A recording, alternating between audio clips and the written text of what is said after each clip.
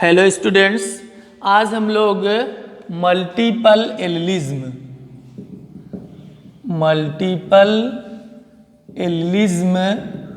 अर्थात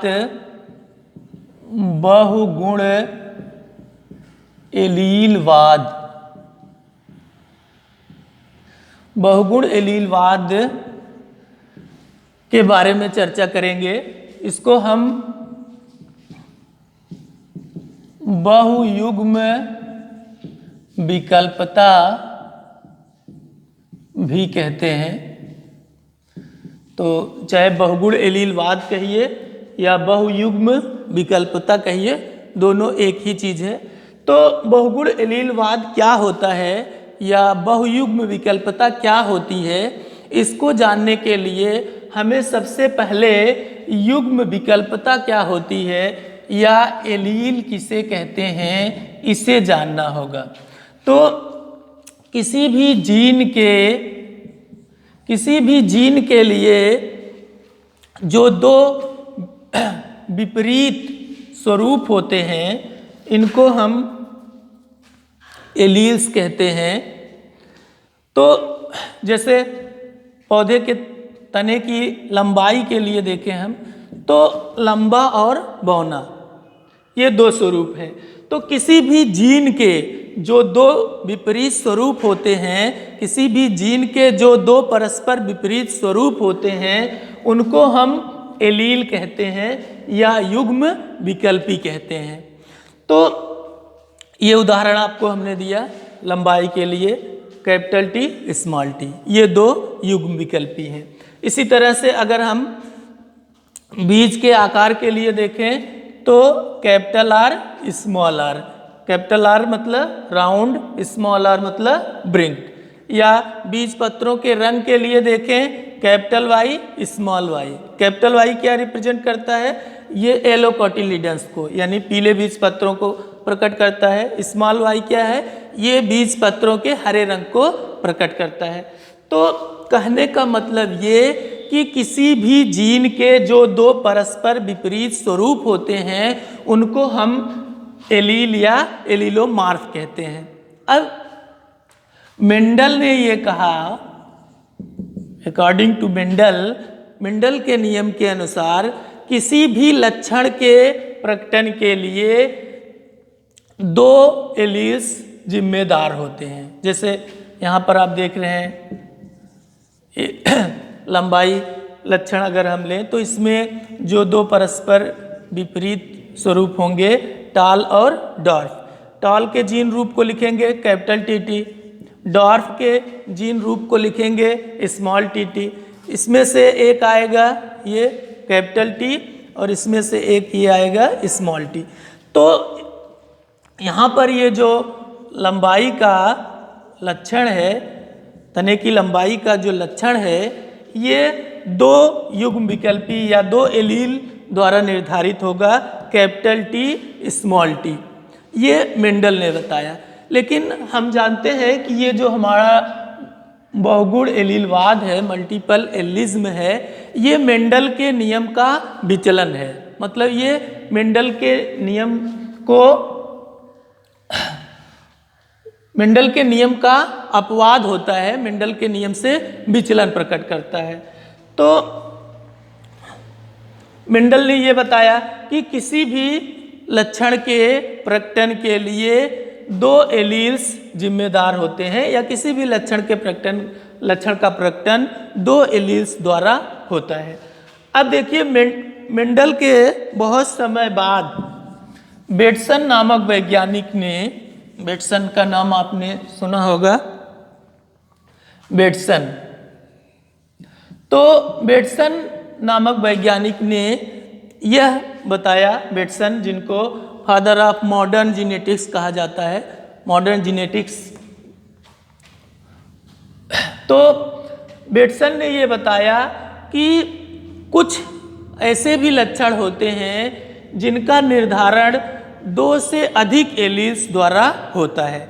तो जब किसी लक्षण का निर्धारण दो से अधिक एलील्स द्वारा होता है, तो इसको हम बहुगुण एलीलवाद या बहुयुग्म विकल्पता कहते हैं। तो ये जो बहुयुग्म विकल्पता है इसको ABO रुधिर वर्गों की वंशागत में देखा जाता है। तो बर्नस्टीन वैज्ञानिक थे, बर्नस्टीन, इन्होंने ये खोजा कि मानव में ABO रुधिर वर्ग, ABO ब्लड ग्रुप एक आनुवांशिक लक्षण होता है और इसकी वंशागत मेंडल के नियमों के अनुसार माता पिता से प्राप्त जीन्स के आधार पर होती है, लेकिन इसकी वंशागत में 2 के बजाय 3 तुलनात्मक लक्षणों के जीन्स यानी एलील्स भाग लेते हैं, इसलिए इसको हम बहुगुण एलीलवाद कहते हैं। तो ये जो 3 एलील्स रुधिर वर्गों की वंशागत में भाग लेते हैं, अगर हम किसी एक व्यक्ति में देखें, किसी पर्टिकुलर मैन में देखें, तो किसी एक व्यक्ति में 2 ही एलील्स होते हैं, किसी एक व्यक्ति में 2 ही एलील्स होते हैं। लेकिन अगर हम मानव की आबादी में देखें, पॉपुलेशन की बात करें, तो पॉपुलेशन में रुधिर वर्गों की वंशागत के लिए 3 एलील्स होते हैं। तो इसका मतलब ये हुआ कि ये जो हमारा मल्टीपल एलिज्म है, बहुगुण एलीलवाद है, ये पॉपुलेशन जेनेटिक्स यानी समष्टि आनुवांशिकी, समष्टि आनुवांशिकी यानी पॉपुलेशन जेनेटिक्स पर लागू होता है। तो ये जो जीन्स होते हैं, एलील्स होते हैं रुधिर वर्गों की वंशागत के लिए, ये समजात गुणसूत्रों के, समजात गुणसूत्र यानी होमोलागस क्रोमोजोम्स पर, समजात गुणसूत्रों पर निश्चित और समान और निश्चित स्थानों पर पाए जाते हैं।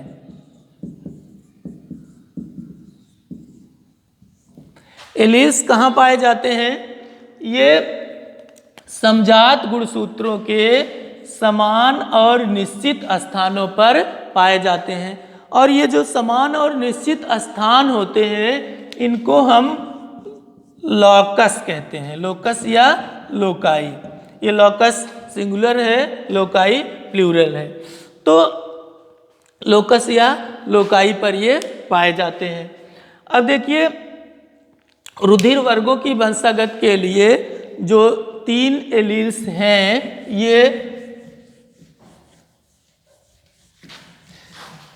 ये है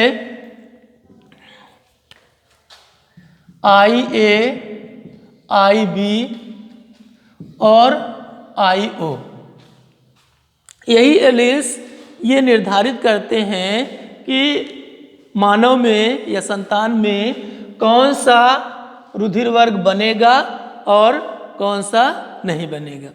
तो ये जो 3 एलील्स हैं, इसमें IA और IO ये दोनों एलील्स प्रभावी होते हैं, ये दोनों डोमिनेंट होते हैं, डोमिनेंट। ये किसके लिए डोमिनेंट है? IO के लिए डोमिनेंट है। तो IA, IB डोमिनेंट है और IO ये रेसेसिव होता है, सुप्त होता है, अप्रभावी होता है। तो यहाँ पर एक बात क्लियर कर दें कि ये IA, IB जीन या IA, IB एलील IO के लिए तो प्रभावी हैं, लेकिन ये परस्पर एक दूसरे के लिए प्रभावी नहीं होते हैं। तो इन्हीं तीनों एलील्स के द्वारा रुधिर वर्गों का निर्धारण होता है। मतलब यही तीनों एलील ये निर्धारित करते हैं कि संतान में कौन सा एंटीजन बनेगा। अब मान लीजिए किसी व्यक्ति में इस तरह का जीन रूप है, IA या इस तरह का जीन रूप है IAIO। तो इस तरह का जीन रूप होने पर जो ब्लड ग्रुप बनेगा, क्योंकि जो लाल रुधिर कणिकाएं हैं RBC हैं उसमें A एंटीजन बनेगा, A एंटीजन बनेगा, अर्थात इसमें जो रुधिर वर्ग होगा A होगा। इसी तरह से अगर IB या IBIO इस तरह का जीन रूप होगा तो इनकी जो RBCs होंगी, लाल रुधिर कणिकाएं होंगी, उसमें B एंटीजन बनेगा, यानी इनमें जो रुधिर वर्ग होगा वो B होगा। इसी तरह से अगर किसी में IA IB इस तरह का जीन रूप है तो इनकी RBCs में दोनों एंटीजन बनेंगे, A एंटीजन भी बनेगा और B एंटीजन भी बनेगा, यानी इसमें जो रुधिर वर्ग होगा वो AB होगा। और अगर किसी में इस तरह का जीन रूप है IO तो इसमें यहाँ देख रहे हैं कि ये दोनों रेसेसिव फॉर्म है, दोनों सुप्त जीन है, यहाँ पर कोई प्रभाव ही नहीं है, तो यहाँ पर किसी भी एंटीजन का फॉर्मेशन नहीं होगा, यानी यहाँ पर जो रुधिर वर्ग होगा वो होगा। तो अगर हम ABO रुधिर वर्ग में देखें कि इसमें कितने तरह के जीनोटाइप होते हैं और कितने तरह के फिनोटाइप होते हैं, तो इसको हम इस तरह से देखेंगे। और ये नीट और अन्य जो मेडिकल एंट्रेंस एग्जाम्स हैं उसमें बहुत पूछा जाता है कि रुधिर वर्गों की वंशागत में कितने तरह के जीनोटाइप होते हैं और कितने तरह के फिनोटाइप होते हैं। तो अगर ABO ब्लड ग्रुप की हम बात करें तो इसमें जो फिनोटाइप है, ये फिनोटाइप 4 होता है, पता है आपको, A B AB और O। और अगर हम इसके जीनोटाइप की बात करें कि जीनोटाइप कितना होगा, कितने जीनोटाइप होंगे, तो जीनोटाइप में अगर A ब्लड ग्रुप है तो इसके लिए जो एलील्स होंगे, एक तो होगा IAIA और दूसरा होगा IAIO। इसी तरह से B के लिए एक होगा IB और दूसरा होगा IBIO। इसी तरह से AB के लिए IAIB और O के लिए IOIO। तो देखिए यहाँ पर O और AB इन दोनों के लिए 2 ही एलील्स हैं, लेकिन यहाँ पर इस A और B के लिए यहाँ पर देखिए 3 है। एक ये जीन जोड़ी तो है ही, इसके अलावा एक और ये है। तो ये जो AB रुधिर वर्ग है ये कोडोमिनेंस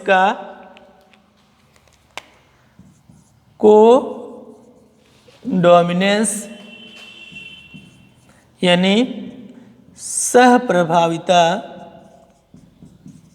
ये सहप्रभाविता का भी एक अच्छा उदाहरण है।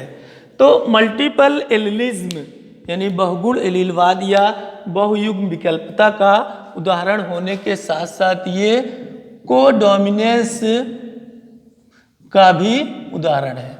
ये इस तरह से हमने लिख दिया, अब लिख करके, तो इसका मतलब ये मत समझिए कि मल्टीपल एलिलिज्म और कोडोमिनेंस दोनों एक ही हैं, लेकिन यहाँ पर अगर AB रुधिर वर्गों की बात करें तो ये कोडोमिनेंस का अच्छा उदाहरण है, इसलिए हमने हेडिंग के साथ ये लिख दिया कोडोमिनेंस।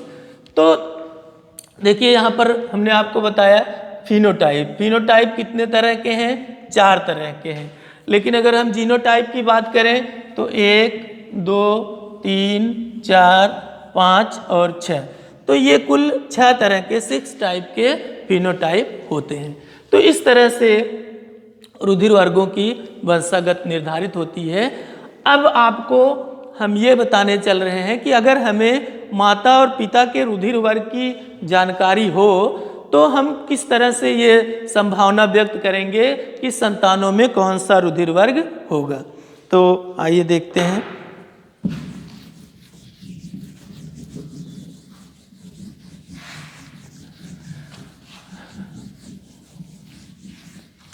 मान लेते हैं पिता फादर, इसका रुधिर वर्ग ए है और माता मदर है कोई, उसका रुधिर वर्ग बी है। और हमें ये दिखाना है, ये संभावना व्यक्त करनी है कि इनकी संतानों में कौन कौन सा रुधिर वर्ग हो सकता है। तो सबसे पहले हम इनके जीन रूप को लिखेंगे। ए के लिए, ब्लड ग्रुप ए के लिए जो जीन रूप होगा, एक तो होगा आई ए और दूसरा होगा आई ओ। इसी तरह से बी के लिए लिखें तो होगा आई बी और ये आई ए और आई ओ। ये होमोजाइगस फॉर्म है, होमोजाइगस, और ये हेटेरोजाइगस। इसमें दोनों समान है तो होमोजाइगस, इसमें दोनों अलग अलग हैं तो ये हेटेरोजाइगस। तो ए के लिए एक संभावना हो गई आई ए और एक हो गई आई ओ। बी के लिए आई बी और आई ओ। तो इस तरह से अब हम पहले होमोजाइगस फॉर्म को लेकर के, होमोजाइगस एलील्स को लेकर के देखते हैं कि संतानों में कौन सा रुधिर वर्ग हो सकता है, और फिर हेटेरोजाइगस को लेकर देखेंगे। तो इस तरह बना लेते हैं और एक तरफ पिता के जीन रूप को लिख देते हैं। ये मेल का सिंबल है, ये फीमेल का सिंबल है। तो ये पिता के जीन रूप को हमने लिख दिया आई ए, और इधर माता के जीन रूप को लिख दिया आई बी और आई बी। अब देखिए यहाँ पर अगर हम देखें तो आई ए और आई बी, यहाँ पर हम देखें आई ए आई बी, यहाँ पर हम देखें आई ए और ये आई बी, यहाँ पर हम देखें तो आई ए और आई बी। तो इस तरह से हम देख रहे हैं कि यहाँ भी ए बी ब्लड ग्रुप होगा क्योंकि दोनों एंटीजन यहाँ भी। तो इस तरह से जितनी भी संतानें होंगी सब में कौन सा रुधिर वर्ग होगा, ए बी रुधिर वर्ग होगा। तो पहली संभावना के अनुसार ये हुआ। अब जो इसमें दूसरा हेटेरोजाइगस फॉर्म है उसके अनुसार देखते हैं कि इनकी संतानों में किन रुधिर वर्गों के होने की संभावना होगी। तो इसको भी इसी तरह से बनाते हैं।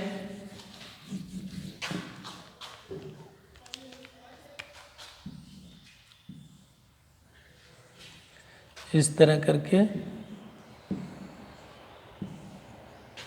एक तरफ पिता के जीन रूप को, एक तरफ माता। तो पिता का लिखेंगे आई ए आई ओ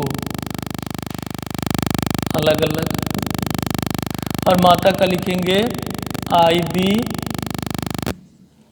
आई ओ। देखिए यहाँ पे आई ए आई बी, यहाँ पर होगा आई बी आई ओ, यहाँ पर होगा आई ए आई ओ, और यहाँ पर होगा आई ओ। ठीक, ये देखिए यहाँ पे आई ए आई बी, इसका इसमें, इसका इसमें, इसका इसमें और इसका इसमें। इस तरह से हमने देख लिया। अब देखिए यहाँ पर अगर हम देखें तो ए और बी दोनों एंटीजन बन रहे हैं, मतलब 25% जो है ए बी ब्लड ग्रुप बनेगा।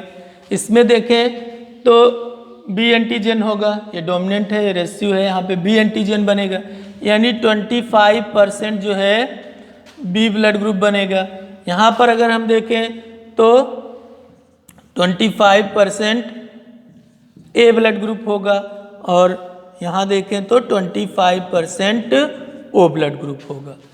तो इस तरह से हम ये देख रहे हैं कि इस संभावना के अनुसार संतानों में 25-25% चारों प्रकार के रुधिर वर्ग के होने की संभावना होगी। तो इस तरह से आज हमने आपको मल्टीपल एलिलिज्म यानी बहुगुण एलीलवाद के बारे में बताया, और ये भी बताया कि अगर पिता का रुधिर वर्ग ए हो, माता का रुधिर वर्ग बी हो, तो उनके संतानों में कौन कौन सी संभावना बनेगी, इसको हम बता सकते हैं। और इसी तरह से बहुत घुमा फिरा करके बनाया जाता है क्वेश्चंस में, तो उसको आप समझते रहेंगे। एक और कंडीशन आपको बता दे रहे हैं। मान लीजिए इस तरह से कर दिया कि पिता का रुधिर वर्ग ए बी है और माता का रुधिर वर्ग फादर। पिता का रुधिर वर्ग ए बी है और माता का रुधिर वर्ग ओ है। तो बताइए उनकी संतानों में किन रुधिर वर्गों के होने की संभावना होगी। तो इसके लिए भी उसी तरह से पहले इनके जीन रूप लिख देंगे। ए बी के लिए लिखेंगे आई ए आई बी, ओ के लिए लिखेंगे आई ओ। ठीक, अब देखिए इसमें एक ही बनेगा क्योंकि इसमें ए और बी ब्लड ग्रुप नहीं है, उसमें 3 होते हैं, इसमें 2 ही होगा। तो इस तरह से बना लेंगे, एक ही बार बनाना पड़ेगा इसमें हमको। एक तरफ पिता के जीन रूप को लिख देते हैं, एक तरफ माता के जीन रूप को। पिता का आई ए आई बी, माता का आई ओ। अब देखिए यहाँ पर आई ए आई ओ होगा, यहाँ पर आई बी आई ओ होगा, यहाँ पर आई ए आई ओ होगा, यहाँ पर आई बी आई ओ होगा। ठीक, यहाँ आई ए आई ओ, यहाँ पर आई बी आई ओ, यहाँ पर आई ए आई ओ, यहाँ पर आई बी आई ओ। तो यहाँ कौन सा ब्लड ग्रुप बनेगा? यहाँ पे ए ब्लड ग्रुप बनेगा। यहाँ पे कौन सा बनेगा? यहाँ पर बी बनेगा। यहाँ पे कौन सा बनेगा? यहाँ पर ए बनेगा। यहाँ पर कौन सा बनेगा? यहाँ पर बी बनेगा। तो इस तरह से हम देख रहे हैं कि लगभग 50% संतानों में ए ब्लड ग्रुप बनेगा और लगभग 50% में बी ब्लड ग्रुप बनेगा। ठीक, तो ये आपको बहुगुण एलीलवाद के बारे में हमने बताया, जिसमें आपको बताया गया कि जब किसी लक्षण का निर्धारण 2 से अधिक यानी 3 तुलनात्मक लक्षणों के जीन्स द्वारा होता है तो इसको हम बहुगुण एलीलवाद कहते हैं। जैसे रुधिर वर्गों की वंशागत के लिए ये 3 एलील्स हैं, आई ए आई बी और आई ओ। और ये जो 2 से अधिक एलील्स कैसे हो जाते हैं, इसकी अगर हम बात करें तो इसका कारण होता है म्यूटेशन, उत्परिवर्तन।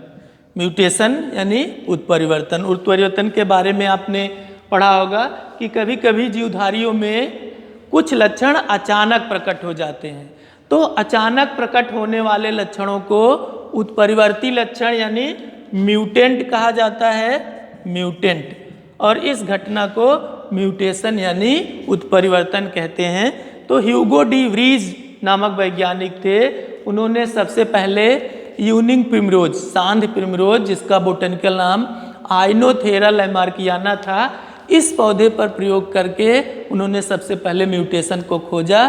तो इसी म्यूटेशन या उत्परिवर्तन के कारण ये एलील्स जो है 2 के बजाय 3 या 3 से अधिक भी हो सकते हैं, लेकिन अनंत नहीं होते हैं। तो आज के लिए बस इतना ही।